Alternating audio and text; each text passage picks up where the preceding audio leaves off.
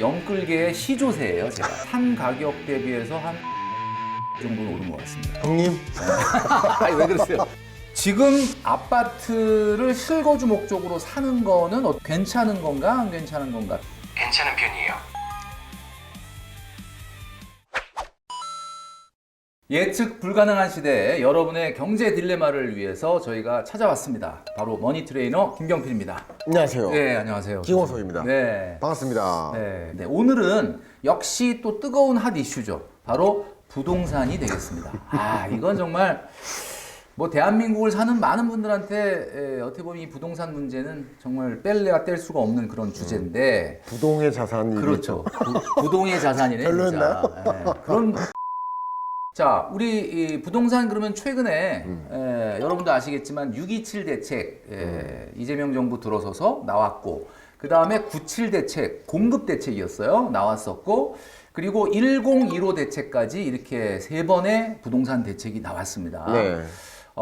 가장 최근의 부동산 대책이라고 하면 1015 대책인데 이거는 여러분도 아시겠지만 서울의 25개 구를 모두 다 토지거래 허가 구역으로 묶고 경기도의 12개 지역까지 이렇게 해서 아주 광범위하게 토지거래 허가 구역으로 묶었습니다. 그러니까 뭐 쉽게 얘기하면 이제 집을 살려면 국가의 허락을 받아야 되는데 냉정하게 얘기하면 갭 투자가 불가능해진 거죠. 그러니까 내가 실제로 들어가서 사는 거 아니고서는 절대 집을 전세 끼고 못 사도록 요 지역은 이렇게 묶었습니다. 그래서 최근에 뭐 한 이 대책 이후에 한 3주 정도는 좀 약간 거래가 중단되면서 상승세가 좀 주춤하는 그런 모양새를 띄었는데 최근에 이 이재명 정부의 부동산 대책 말 그대로 이제 좀 전방위적인 대출 규제와 수요 억제책이었는데 그렇죠. 어떻게 평가를 하십니까? 네, 현 정부의 부동산 정책의 방향이 집값 안정이에요. 그렇죠?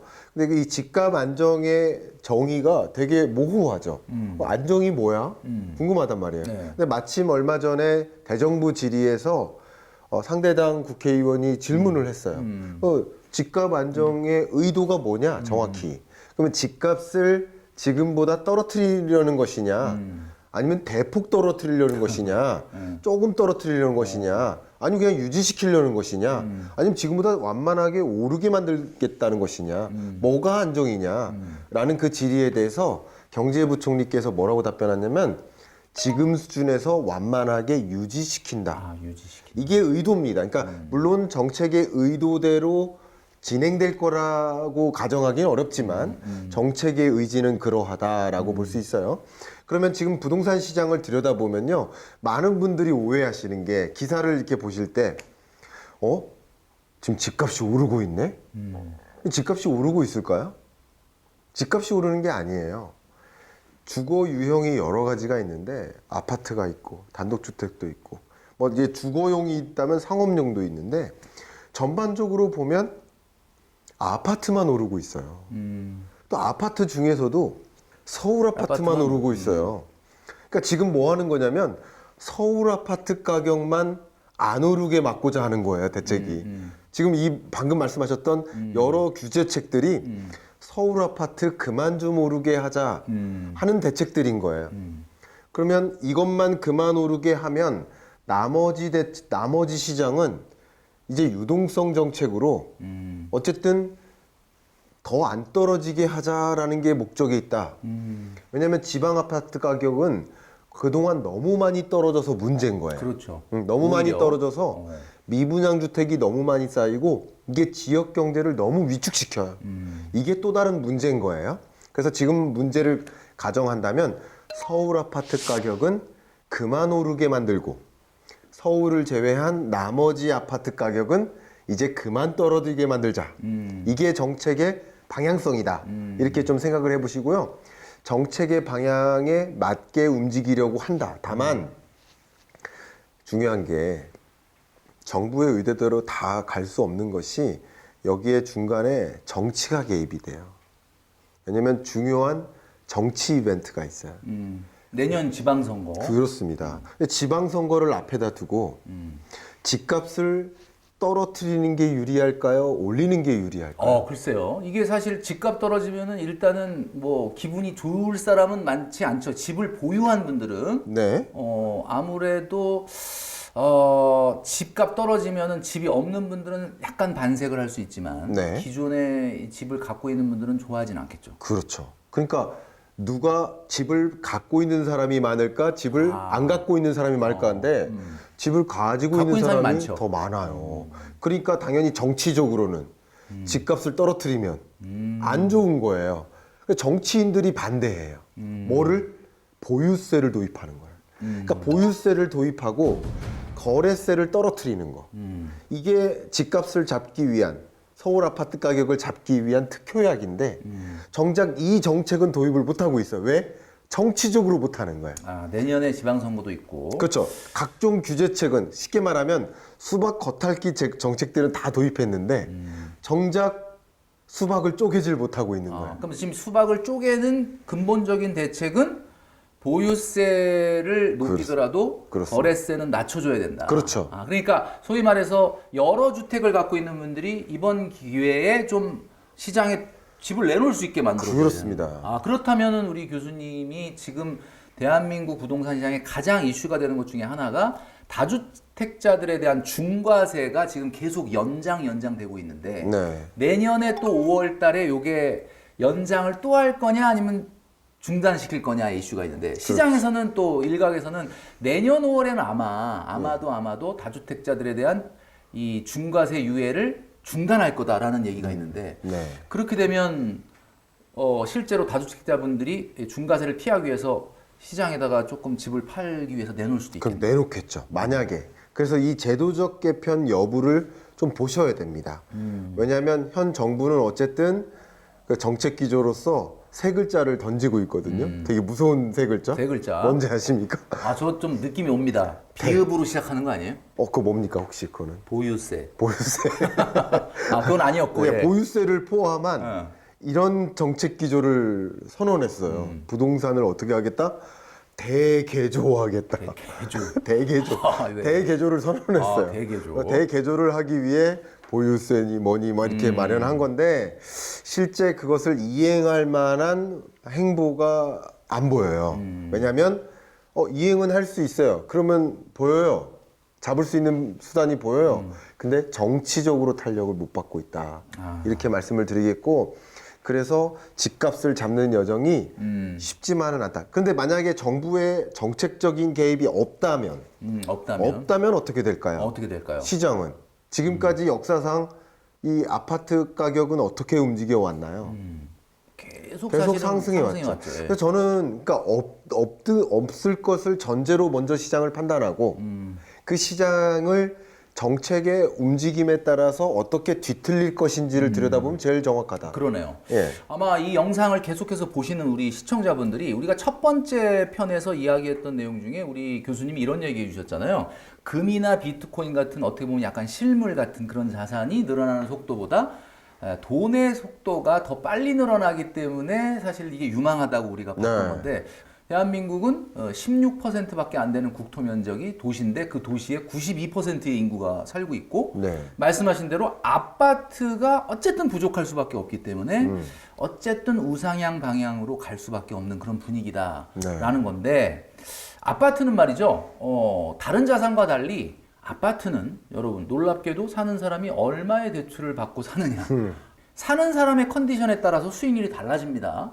그 사람이 그걸 상환할 능력이 있느냐에 따라서 수익률이 달라지는 자산이기 때문에 일반화해가지고 지금 살 때야 팔 때야 그렇죠. 이런 바보 같은 질문을 해서는 사실은 안 되는 안 거죠. 되죠. 그래서 최근에 좀 상황을 제가 한번 좀 브리핑을 해드리면 10월 15일 대책이 나오고 나서 뭐 거래를 아예 뭐 못하게 해버렸으니까 당연히 가격이 좀 이렇게 안정되는 듯 보였는데 최근 같은 경우는 희한하게도 이 정부의 의도와는 달리 15억 미만 아파트는 하락세로 접어들었는데 놀랍게도 25억 이상 되는 고가 아파트들은 또 연일 신고가가 기록되고 있다. 좀 전에 우리 교수님이 지적해 주신 그대로예요.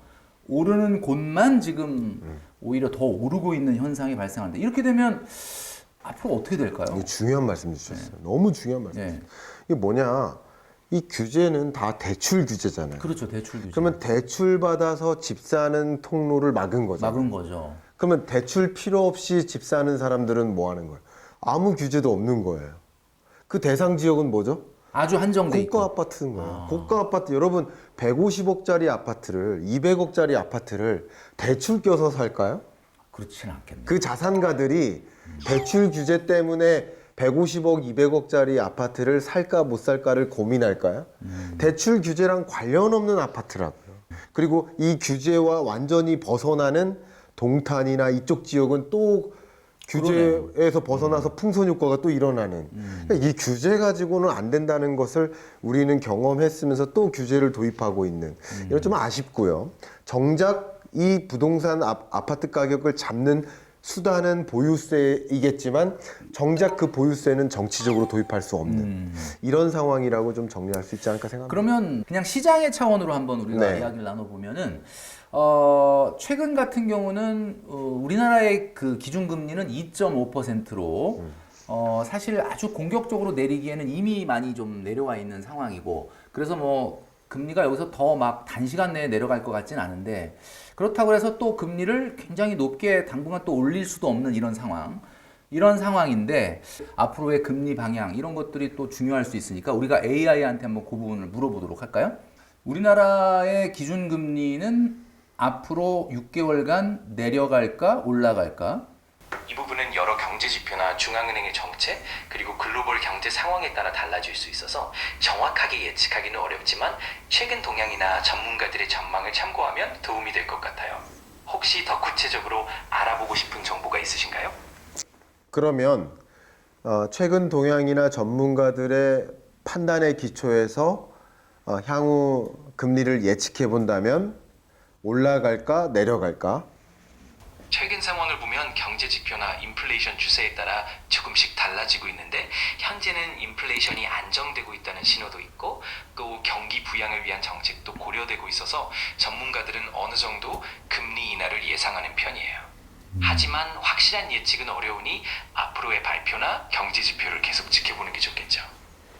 자, AI가 약간 금리 인하 쪽에 무게감을 두는 얘기를 했는데 어떻게 보십니까? 뭐 거의 정답이에요. 네, 저도 정확히 그렇게 전망하고 있어요. 네, 굉장히 똑똑하네. 응? 지금 아파트를 실거주 목적으로 사는 거는 어떻게 괜찮은 건가 안 괜찮은 건가? 단답형으로 좀 얘기해 줄래? 괜찮은 편이에요. 그러면은 15억 정도 되는 서울 아파트를 한 6억 정도 대출을 받아서 산다. 근데 나는 연봉이 한 1억 정도 된다. 그러면 어때? 괜찮을까? 연봉 1억에 6억 대출이라면 상환 부담이 꽤 클 수는 있지만 충분히 가능한 범위일 수도 있어요.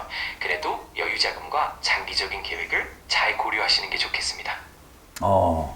그러니까 지금 이 친구가 DSR을 계산했는지 모르겠는데 6억 대출이 가능하려면 사실은 실제로 세전 수입이 1억이 조금 훨씬 넘어야 되거든요.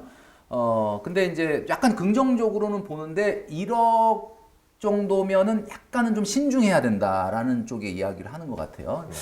상당히 좀 그래도 많이 좀 생각을 하고 답변을 하는 것 같습니다. 이런 상황에서는 부동산 가격이 뭐 정부 정책을 좀 빼고 네. 어떻게 완만하게 상승한다라고 우리는 예측을 해야 될까요? 아니면 어떤 하락이라는 변수가 생길 수 있을까요? 너무 중요한 말씀 주셨어요. 저희 방송의 제목이 경제 딜레마잖아요. 그렇죠, 딜레마. 지금 한국은행의 통화정책 딜레마입니다. 딜레마.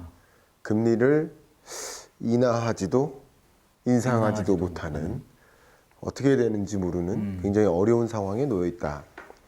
그러면 이 통화정책 관점에서 부동산 시장을 한번 조망해 보면 2020년으로 돌아가 볼게요. 2020년 코로나네요. 네, 팬데믹 경제 위기 때 실물 경제가 완전히 망가졌죠. 우리 한국 경제가 역성장했습니다. 근데 가만히 생각해 보면 실물 경제가 무너졌는데 아파트 가격은 역사 이래 가장 높은 속도로 폭등했어요. 역시 주가도 가장 강한 속도로 폭등했어요. 왜 그랬을까? 실물 경제가 무너졌는데 자본시장, 자산시장은 폭등했다. 오히려 실물 경제가 무너지니까 유동성을 퍼부은 것이다. 그렇죠. 금리를 제로금리로 인하하고 유동성 양적 완화하고 그러니까 자본시장으로 돈의 쏠림이 일어났다. 그러니까 이때는 당시 정부도 대대적으로 부동산 시장을 잡기 위한 갖가지 대책들을 마련했지만 잡을래야 잡을 수가 없었을 만큼 그 유동성의 힘이 너무 컸던 거죠. 한번 저 이렇게 눌러보세요. 근데 내려가요, 안 내려가요? 그러니까 누르려고 해도 이게 받쳐 이겁니다. 그러니까 가끔 이제 그런 말씀하는데 부동산 대책이 누르는 대책이 아닌 게 아니에요. 당시도 20년, 21년도 규제를 많이 강화했었어요. 그 대책들이 누르는 대책이었어요. 누르는 대책이었지만 이게 없었으면 더 올라갔겠죠. 이게 있었으니까 그나마 덜 올라갔다고 저는 해석을 해요. 자, 그러면 지금 상황은 이렇게 막 누르고 있는, 어떻게 보면 네. 2020년의 상황과 빗대어 봤을 때 이렇게 누르고 있는데 네. 지금 이게 누르는 것에 비해서 시장이 얼마나 반작용으로 올라갈 거냐. 교수님이 보시기에는 앞으로 어떻게 될 것 같습니다. 그러면요. 이번에도 한번 힘을 줘보세요. 네. 힘을 좀 세게 근데 줄까요? 근데 아까랑 똑같은 힘을 줘보세요. 똑같아. 근데 많이 안 올라가죠. 적당히 올라가죠. 예. 올리는 힘이 20년, 21년만큼은 아니에요. 그러네요. 무슨 말이냐면요. 누르는 힘은 비슷해. 비슷하거나 오히려 강한데. 규제책의 정도는 비슷하다고 평가를 할 수 있겠는데 20년, 21년만큼의 강한 유동성 대책은 아닙니다. 그러네요. 20년, 21년만큼 제로금리도 아니고요. 물론 금리를 점진적으로 인하해 나가는 중립금리를 향해 금리를 인하하는 정도. 점진적으로 유동성을 확대하는 거 맞아요. 그러나 이것은 중립금리를 향해 금리를 인하하는. 그러니까 정리를 한다면 20년, 21년은 완화의 시대였고요. 그리고 25년, 6년은 피벗의 시대인 거예요. 금리의 기조만 바꾸는 거죠. 그렇기 때문에 이 시장이라는 관점에서 부동산 시장을 끌어올리는 힘이 그렇게 강하지만은 않다. 그래서 생각을 해보면 24년, 25년의 부동산 시장의 모습을 보면 유독 서울 아파트 가격만 올랐지 전국적으로 오르는 현상도 아니었어요. 그렇죠. 그래서 이렇게 생각을 해보면 20년, 21년 완화의 시대 때는 사실 전국적으로 올랐거든요. 그런 종류의 부동산 시장의 모습과는 좀 상반된다. 그래서 규제책들은 분명히 누르는 힘은 작용되고 있지만 이렇게 올리는 힘이 20년, 21년만큼 강하지만은 않다. 그래서 너무 서둘러서 급하게 내 집 마련하려는 노력까지 할 필요까지는 없다. 이렇게 의견을 드리고 싶습니다. 그러면은 내 집 마련의 지금 교수님 얘기를 정리하면은 내 집 마련의 적기는 2020년, 21년만큼의 강력한 상승이 있을 것 같진 않으니 네. 개인의 시간, 그러니까 뭐 시장의 상황이 지금 사야 돼 말아야 돼에 휘둘리지 말고 네. 우리가 아까도 얘기했던 것처럼 자기 스스로가 실거주할 수 있는 집을 마련할 수 있는 준비가 되어 있느냐. 그렇습니다. 그때가 가장 최적기다. 이렇게 이해해도 그렇습니다. 될까요? 그리고 저희가 이게 3편째잖아요. 그럼 1, 2, 3편을 보면 예를 들면 코인 금이 있고 주식이 있고 집이 있어요. 그러면 다 상승해도 상승 속도끼리 비교해야 됩니다. 상승 속도. 근데 이 세 가지 종류의 자산을 비교해 보면 집의 상승 속도가 가장 느려요. 그렇죠.